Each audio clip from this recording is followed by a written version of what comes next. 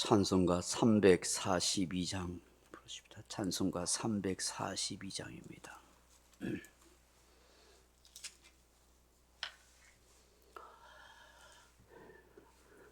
342장입니다.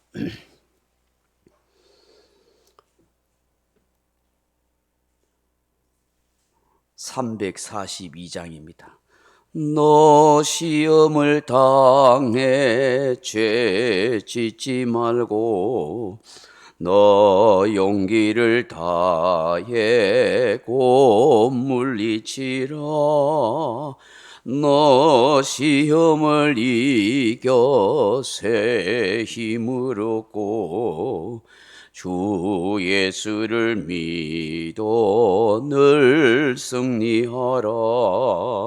우리 구주의 힘과 그의 위로를 빌라.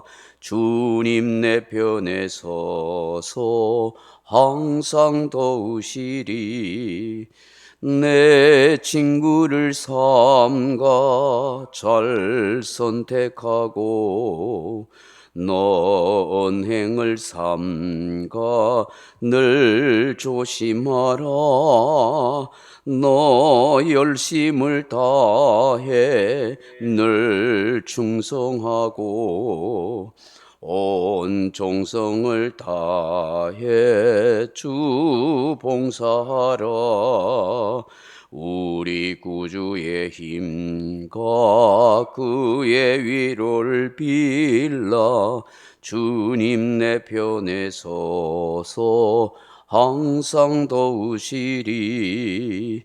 잘 이기는 자는 상 받으리니 너 낙심치 말고 늘 전진하라. 내 구세주 예수 힘 주시리니 주 예수를 믿어 늘 승리하라. 우리 구주의 힘과 그의 위로를 빌라. 주님 내 편에 서서 항상 도우시리. 아멘. 하나님 말씀 사도행전 5장 1절에서 11절 말씀입니다. 신약성경 194페이지 사도행전 5장 1절에서 11절 말씀까지 같이 읽겠습니다. 아나니아라 하는 사람이 그의 아내 삽비라와 더불어 소유를 팔아 그 값에서 얼마를 감추매 그 아내도 알더라. 얼마만 가져다가 사도들의 발 앞에 두니 베드로가 이르되 아나니아야 어찌하여 사단이 내 마음에 가득하여 네가 성령을 속이고 땅값 얼마를 감추었느냐. 땅이 그대로 있을 때에는 내 땅이 아니며 판 후에도 내 마음대로 할 수가 없더냐. 어찌하여 이 일을 내 마음에 두었느냐. 사람에게 거짓말한 것이 아니요 하나님께로다. 아나니아가 이 말을 듣고 엎드려져 혼이 떠나니 이 일을 듣는 사람이 다 크게 두려워하더라. 젊은 사람들이 일어나 시신을 사서 메고 나가 장사하니라. 3시간쯤 지나 그의 아내가 그 일어난 일을 알지 못하고 들어오니 베드로가 이르되 그 땅판값이 이것뿐이냐 내게 말하라 하니 이르되 예 이것뿐이라 하더라. 베드로가 이르되 너희가 어찌하여 함께 꾀하여 주의 영을 시험하려 하느냐.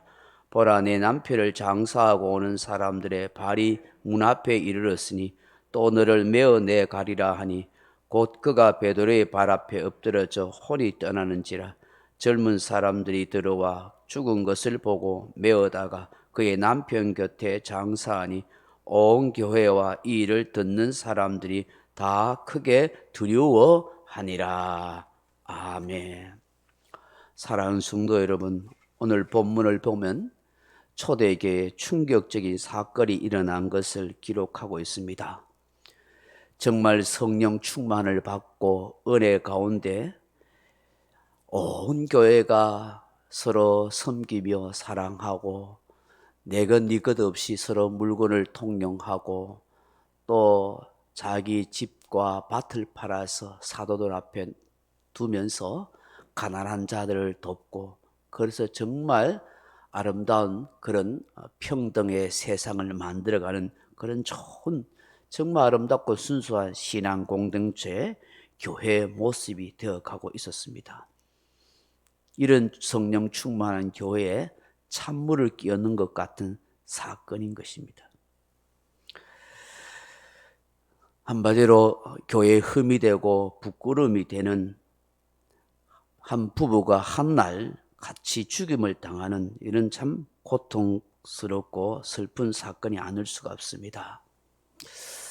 우리는 이 충격적인 아나니아와 삽비라 이 부부를 통해서 무엇을 생각해야 할까 하는 것입니다.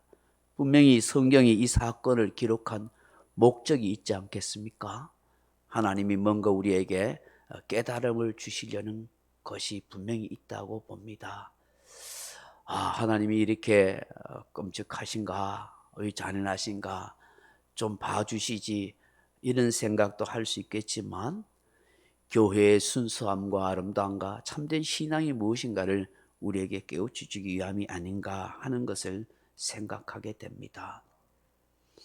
참 사랑과 은혜의 하나님이지만 동시에 두려운 하나님이라는 사실도 다시 한번 생각합니다. 그렇다면 이 본문을, 이 사건을 기록한 하나님의 의도가 무엇일까? 첫째로는 저는 신앙생활은 욕심과 허영심으로 하는 것이 아니라 하는 것을 우리에게 말씀한다고 봅니다. 아나니아라는 한 사람이 그 아내 삽비라와 더불어 그 소유를 팔아 그 값에서 얼마를 감춤해 그 아내도 알더라, 이렇게 성경을 기억합니다.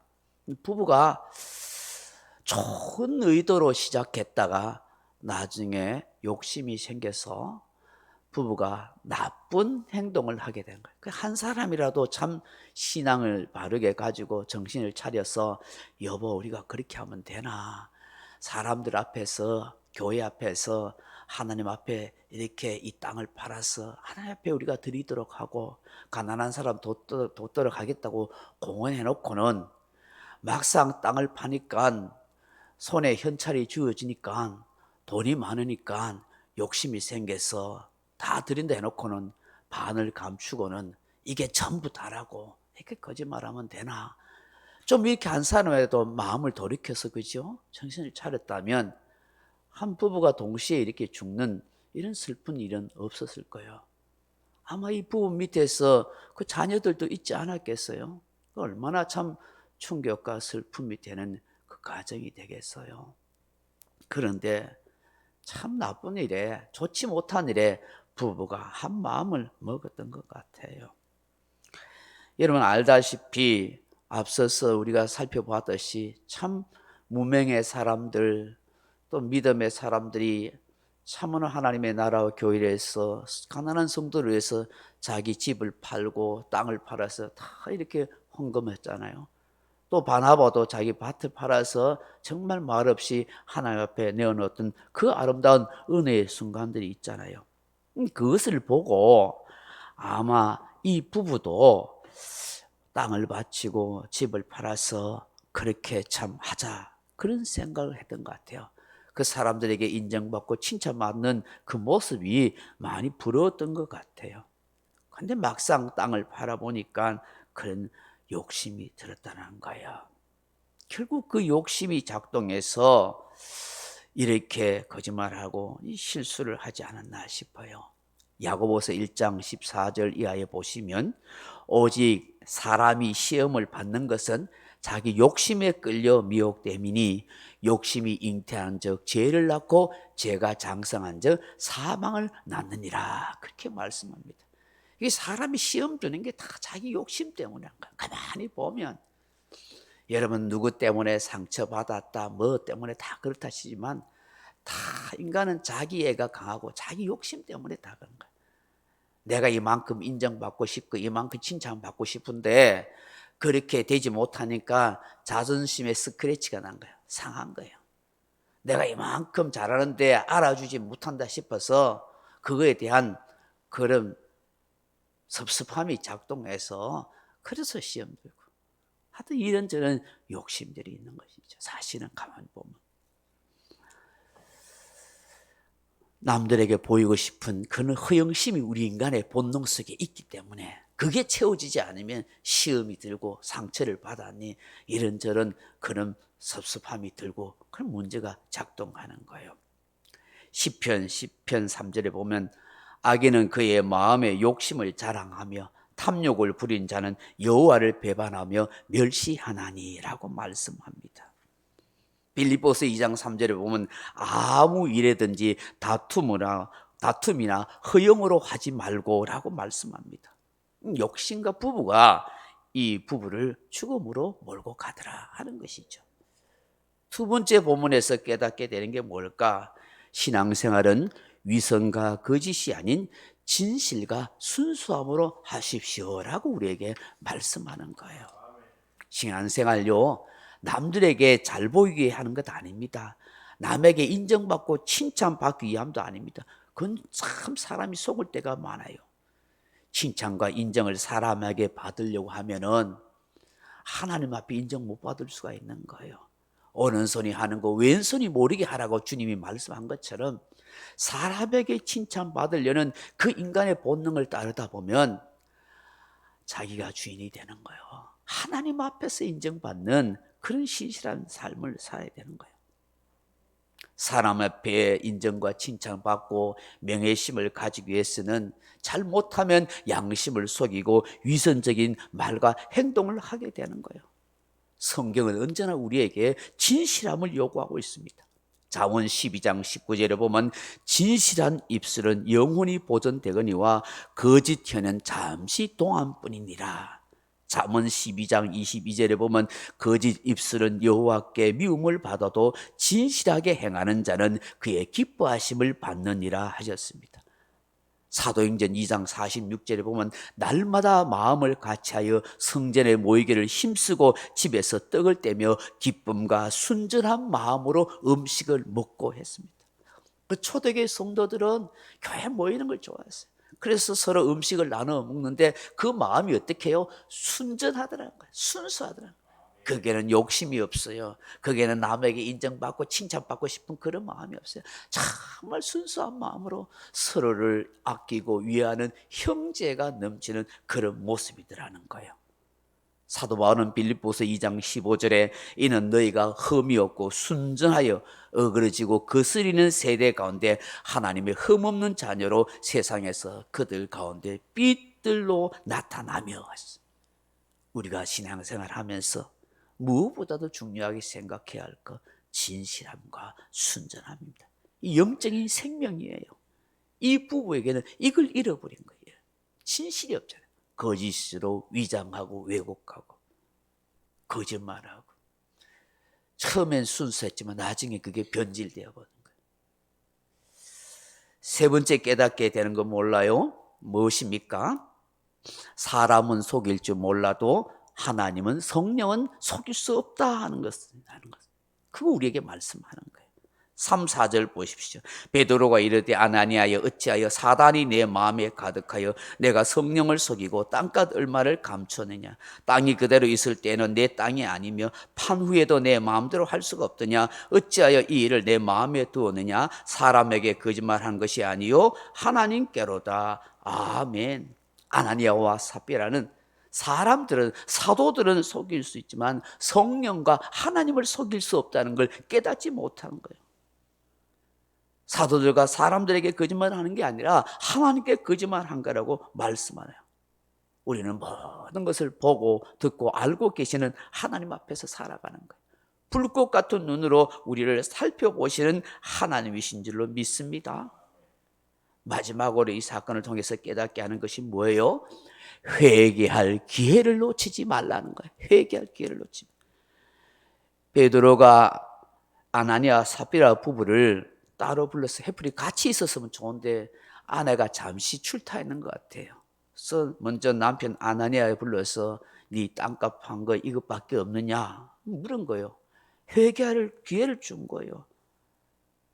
그런데 어떻게 해요? 나중에 삽비라 부부도 지금 남편 죽고 난 뒤에 그것도 모르고 들어왔다가 똑같이 한결같이 거짓말하고 결국 두 사람이 다 죽잖아요. 왜 그래요? 회개할 기회를 놓친 거예요.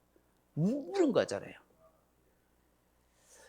그렇게 물었으면 차차 아이고 양심에 그 악을 깨닫고 예 제가 말입니다 잘못했습니다. 이걸 하나님에 드린다고 공언해 놓고 막상 드리려니까 생활비로 쓸 것도 많고 좀 욕심이 생겨서 그냥 반만 드렸습니다. 이래 하면은 그럴 수 있지 뭐 이럴 거 아닙니까. 어차피 그 땅이 자기 거였잖아요. 그래서 다 드려도 뭐 되는 거고 못 드리겠다 해도 되는 거고 믿음대로 형편대로 그렇게 헌금하고 그리 하면 되잖아요. 그 사도가 지금 4절에 말하잖아요. 땅이 그대로 있을 때에도 내 땅이 아니며 판 후에도 네 마음대로 할 수가 없더냐. 네 마음대로 할 수 있지 않느냐. 그런데 왜 거짓말을 하고 그렇게 하느냐 하는 거예요. 이 일로 인해서 온 교회와 성도들이 두려움을 갖게 되는 거예요. 경각심을 갖게 되었어요. 더 온전한 마음으로 하나님을 섬기려고 했어요. 두 사람의 죽음은 안타까운 일이지만 그 죽음을 통해서 성도들의 신앙이 더욱더 바르게 되는 그런 계기도 되었던 것입니다. 회개할 기회를 결국 두 사람은 놓쳐버린 거예요. 우리가 정말 이 새벽에 기도해야겠습니다. 주님, 내 신앙생활이 욕심과 허영에 찬 신앙생활 되지 않게 해주세요. 거짓과 위선이 아닌 진실과 순수함으로 늘 변함없이 되게 해 주옵소서. 하나님과 성령을 속일 수 없음을 인지하게 하시고 주님 앞에서 순간순간 늘 회개하는 마음으로 그렇게 살아가게 하옵소서. 그렇게 기도하는 저와 여러분 되길 주님의 이름으로 축원합니다. 명령과 선포합니다. 1. 나는 주님의 은혜로 모든 일에 날마다 점점 더 좋아지고 있다. 나는 오늘부터 다른 사람을 비난, 원망하거나 비판, 판단, 정죄하지 않겠습니다. 나는 하나님 다음으로 나를 사랑한다. 나는 나를 사랑한다. 교만은 독약이다. 그 어떤 경우에도 감사합니다. 나는 내 안에 살아계신 예수님 때문에 행복하다. 있을지어다 그대로 되니라. 좋았더라. 아멘. 각자 기도하시다.